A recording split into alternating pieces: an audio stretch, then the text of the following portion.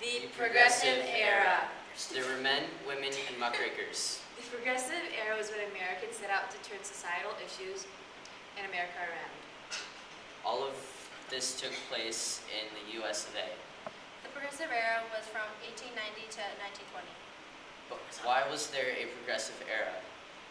Well, to get off the plateau we're stuck on and progress uphill as a nation.